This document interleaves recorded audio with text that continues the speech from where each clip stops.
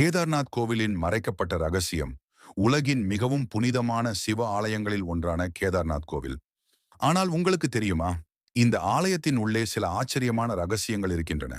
கேதார்நாத் ஆலயம் உலகின் உயர்ந்த பனிச்சிகரங்களில் அமைந்துள்ளது.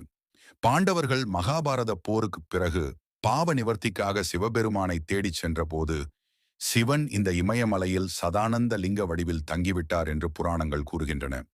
அதனால்தான் கேதார்நாத் ஆலயம் சிவபெருமானின் நேரடி இருப்பிடமாக கருதப்படுகிறது. 1000 ஆண்டுகள் கடந்தும் இங்கு நந்தி எதற்காக வெளியே நின்றிருக்கிறார்? எதற்காக ஆலயத்தை சுற்றி பனிச்சரிவுகள் உருகாமல் இருக்கின்றன? எதற்காக சாமி சுயம்புவாக லிங்க வடிவில் வழிபடப்படுகிறார்? மேலும் பாண்டவர்கள் சிவபெருமான் சம்பந்தப்பட்ட கேதார்நாத் கோவிலின் புராண வரலாறு. ஆலயத்தின் பனிச்சரிவில் அதிசயமாக கோவில் மட்டும் பாதிக்கப்படாதது.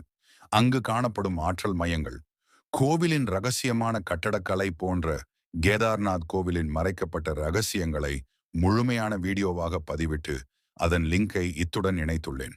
வீடியோவை முழுமையாக பார்த்து சிவனின் பரிபூரண ஆசியை பெறவும்.